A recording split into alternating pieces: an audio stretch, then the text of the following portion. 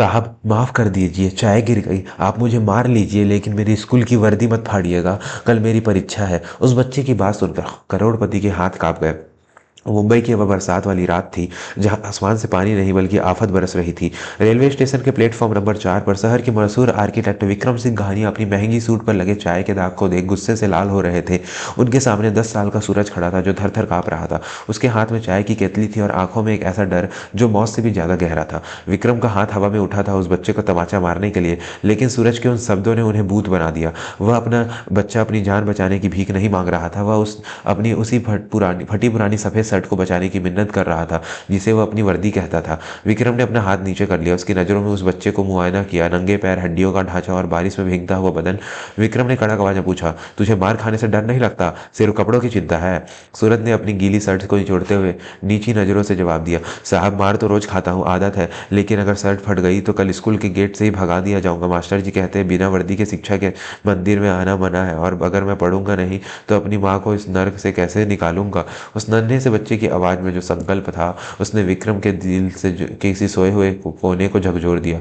विक्रम जो करोड़ों की इमारतें बनाने के लिए मशहूर थे, आज उन्हें महसूस हुआ कि एक छोटी सी उम्मीद की नींव कितनी मजबूत हो सकती है।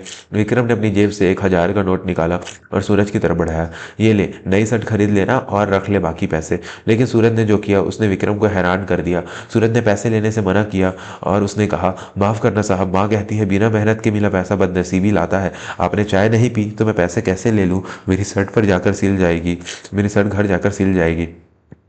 इतना कहकर वह बच्चा भीड़ में कहीं ओझल हो गया। विक्रम वहां खड़े रह गए, अपने हाथ में वो नोट लिए। उस रात विक्रम अपनी आलीशान मर्सिडीज में बैठकर घर तो जा रहे थे, लेकिन उनका दिमाग उसी स्टेशन पर अटक गया था। घर पहुंचते ही उन्हें अपने सगे बेटे रोहन का सामना करना पड़ा।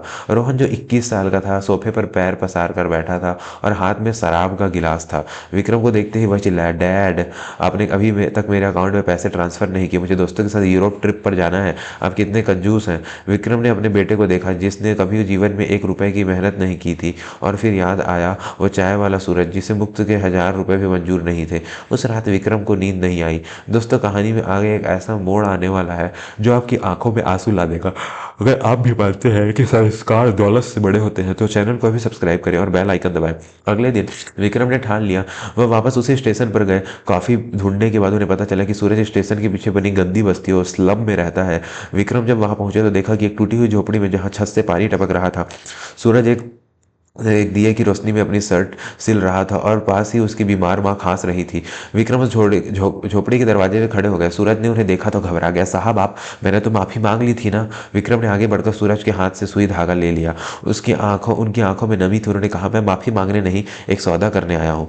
मैं तुम्हारी माँ का इलाज कराऊंगा और तुम्हारी पढ़ाई का पूरा खर्चा उठाऊंगा, बदले में तुम्हें मुझे कुछ देना होगा। सूरज और उसकी माँ हैरान थे। सूरज ने मासूमियत से पूछा, मेरे पास क्या है साहब आपको देने के लिए? विक्रम ने उसके सिर पर हाथ रखकर कहा, तुम्हें वादा करना होगा कि तुम खूब पढ़ोगे, बहुत बड़े आदमी बनोगे, लेकिन कभी अपनी इंसानियत नहीं छोड़ोगे। बस यही मेरी कीमत है।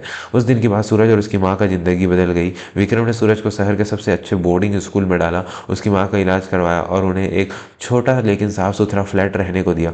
विक्रम अक्सर सूरज से मिलने जाते, उसकी प्रोग्रेस रिपोर्ट देखते। सूरज हर क्लास में टॉप करता। विक्रम को सूरज में वह बेटा मिल गया था जो रोहन कभी नहीं बन पाया। समय का पहिया अपनी रफ्तार से घूमा। 15 साल बीत गए। वक्त बहुत बलवान होता है, कब राजा को रंग बना दे कोई नहीं जानता। विक्रम सिंह घानिया जो कभी शहर के सबसे अमीर आर्किटेक्ट थे, आज अपनी जिंदगी के सबसे बुरे दौर से गुजर रहे थे। उनका अपना बेटा रोहन गलत संगतों में पकड़कर जुए और सट्टेबाजी में पिता की सारी दौलत लुटा चुका था। इतना ही नहीं, रोहन ने धोखे से जायदाद के सारे कागजात अपने नाम करवा लिए थे और एक दिन अपने ही पिता को घर से धक्के मारकर निकाल दिया। निकल जाओ इस घर से बुढ़े, अब यह मेरी हवेली है, मुझे तुम्हारी कोई जरूरत नहीं। रोहन के घर, यह शब्द विक्रम के कानों में पिघले हुए शीशे की तरह उतरे थे। आज विक्रम एक वृद्ध आश्रम के छोटे से कमरे में पड़े थे। शरीर लकवा, पैरालिसिस का शिकार हो चुका था और देखने वाला कोई नहीं था। उनकी दवाइयों के पैसे भी खत्म हो चुके थे। वह अक्सर अपनी पुरानी हवेली सिंघानिया विला को याद करते थे, जिसे उन्होंने अपने खून पसीने से बनाया था। खबर मिली थी कि रोहन ने कर्ज चुकाने के लिए उस हवेली को नीलाम करने का फैसला किया है। नीलामी का दिन आया। शहर के बड़े बड़े सेठ जमा हुए। विक्रम अपनी व्हील चेयर पर भीड़ के सबसे पीछे एक कोने में चुपचाप बैठे आंसू बहा रहे थे। वह अपनी मेहनत को बीतते हुए देखने आए थे।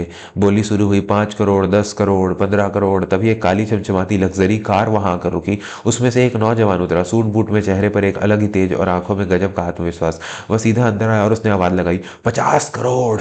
पूरे हॉल में सन्नाटा छा गया। इतनी बड़ी रकम, कौन है यह आदमी? रोहन की आंखें फटी फटी रह गई। वह दौड़कर उस नौजवान के पास गया। 50 करोड़? क्या तुम सच में इतना पैसा दोगे? उस नौजवान ने रोहन की तरफ देखा भी नहीं, उसने सीधा विक्रम की तरफ देखा जो कोने में बैठे कांप रहे थे। वह नौजवान दौड़कर विक्रम के पास गया और उनके पैरों में गिर पड़ा। बाबा, आप यहाँ इस हालत में? विक्रम की धुंधली आंखों ने उस चेहरे को पहचानने की कोशिश की। कौन कौन हो तुम बेटा? नौजवान ने रुंधे गले से कहा, बाबा मैं सूरज, वो स्टेशन वाला, चाय बेचने वाला सूरज। आपने पहचाना नहीं? विक्रम के शरीर ने जैसे बिजली दौड़ गई। सूरज, वह लड़का जिसे उन्होंने 15 साल पहले विदेश पढ़ने भेज दिया था और फिर अपने हालत के शर्म के मारे उसने संपर्क तोड़ दिया था। आज सूरज देश का सबसे बड़ा इंफ्रास्ट्रक्चर डेवलपर बन चुका था। सूरज ने विक्रम के हाथ चूमे। बाबा, मैंने आपको कितना ढूंढा, मैं विदेश से लौट आया, आपके घर गया तो पता चला कि आपके बेटे ने, खैर अब मैं आ गया हूँ, अब आपको कोई दुख नहीं होगा। दोस्तों, क्या खून के रिश्ते ही सब कुछ होते हैं या दिल के रिश्ते उनसे बड़े होते हैं? आप इस बाप बेटे के मिलन के लिए एक लाइक तो बनता है। अभी सब्सक्राइब करें, कहानी का असली क्लाइमैक्स अभी बाकी है। रोहन यह सब देख रहा था। वह पैसों के लालच में सूरज के पास है। अरे भाई, तुम तो अपने निकले, चलो जल्दी से पेपर साइन कर दो और 50 करोड़ दे दो। सूरज खड़ा हुआ, उसका चेहरा गुस्से से तमतमा रहा था। उसने रोहन की आंखों में आंखें डालकर कहा, ये 50 करोड़ ईंट पत्थर के मकान की कीमत नहीं है, ये उस पिता के सम्मान की कीमत है जिसे तुमने बेघर किया। यह घर आज से मेरा है, लेकिन तुम अभी के अभी यहाँ से दफा हो जाओ। सूरज ने रोहन को धक्के मारकर बाहर निकलवा दिया। वही सलूक जो रोहन ने अपने पिता के साथ किया था, आज कुदरत ने उसे वापस लौटा दिया था। सूरज विक्रम की व्हील चेयर को धकेलते हुए हवेली के अंदर ले गया। घर के नौकर जो पुराने थे वे भी विक्रम को देखकर रो पड़े। सूरज ने विक्रम को उसी मास्टर बेडरूम में ले जाकर लिटाया जहां वे पहले रहते थे। विक्रम रो रहे थे। उन्होंने कांपते हाथों से सूरज का चेहरा छुआ। बेटा, मैंने तो तुझे बस एक शर्ट और कुछ किताबें दी थी, तूने तो आज मेरी इज्जत, मेरा घर, सब कुछ लौटा दिया। मैं तेरा यह एहसान कैसे चुकाऊंगा? सूरज ने विक्रम के पैरों पर अपना सिर रख दिया और कहा, बाबा, उस रात आपने मेरी शर्ट नहीं बचाई थी, आपने मेरा स्वाभिमान बचाया था, आपने मुझे चाय वाला से ही इंसान बनाया। यह दौलत, यह शोहरत सब आपकी दी हुई शिक्षा का फल है। बेटा अपने पिता पर एहसान नहीं करता, बस अपना फर्ज निभाता है। विक्रम ने सूरज को गले लगा लिया। उस दिन शहर के लोगों ने देखा कि एक सगा बेटा कैसे अपने पिता को सड़क पर ला सकता है और कैसे एक अनजान जिसे सिर्फ प्यार और शिक्षा दी गई थी वह श्रवण कुमार बनकर बुढ़ापे का सहारा बन सकता है। विक्रम ने अपनी वसीयत बदल दी। उन्होंने अपनी बाकी बची संपत्ति भी सूरज के नाम कर दी। लेकिन सूरज ने उसी हवेली में एक ट्रस्ट खोला, विक्रम शिक्षा निकेतन, जहां गरीब और अनाथ बच्चों को मुफ्त शिक्षा दी जाने लगी।